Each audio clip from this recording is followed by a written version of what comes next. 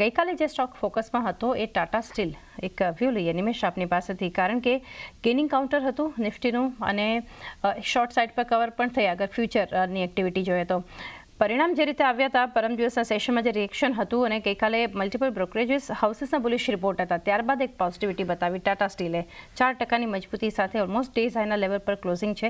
આપ કઈ રીતે સલાહ આપશો? ટાટા સ્ટીલનું સ્ટ્રક્ચર જે છે ઘણું બુલિશ છે અને ચાંદની ગઈકાલના રિઝલ્ટની અંદર જે 4%નો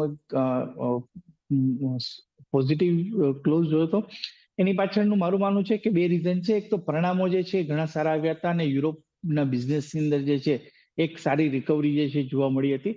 અને સેકન્ડ થિંગ તમે જુઓ તો મેટલ એક ગ્લોબલ સાયક્લિકલ સેક્ટર છે કે જ્યાં ગ્લોબલ ગ્રોથ અને રિસેશનની સીધી ઇમ્પેક્ટ પેલા મેટલ સ્ટોક્સ ઉપર થતી જોવા મળે છે.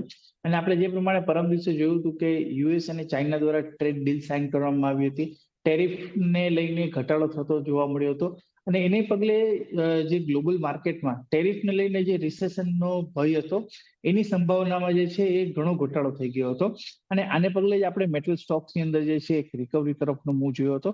એટલે હું માનું છું કે ગ્લોબલ સેન્ટિમેન્ટ પોઝિટિવ છે અને સાથે સાથે નંબર્સ પણ આવ્યા હતા, એ પણ ઘણા સારા આવ્યા હતા. એટલે અત્યારે હાલ short to medium term point of વ્યૂથી મારો વ્યૂ બુલિશ છે ટાટા સ્ટીલની અંદર. મારું માનવું છે કે ઉપરની તરફ જોવા જઈએ તો જે રેઝિસ્ટન્સ એરિયા બની રહ્યા છે 165 સુધીના બની રહ્યા છે, એટલે હજુ પણ અહીંથી ₹10 અપસાઇડ ટાટા સ્ટીલની અંદર આવી શકે છે. જો ક્યાંય 150 આસપાસ એન્ટ્રી મળે છે તો I think good entry point બની શકે છે. એટલે વ્યૂ બુલિશ છે, બાય ઓન ડિપ સ્ટ્રેટેજી રાખવાની રહેશે. નીચેની તરફ સ્ટોપ લોસની જો વાત કરીએ તો 145 પાસે સ્ટોપ લોસ રાખવાનો રહેશે, 150 આસપાસ ખરીદી કરો અને ઉપરની તરફ 165 સુધીના લક્ષ્યાંક શોર્ટ ટર્મની અંદર આવી શકે છે. 165ના શોર્ટ ટર્મ લેવલ્સ બતાવી શકે છે એક ટાટા સ્ટીલ. વિરાટ,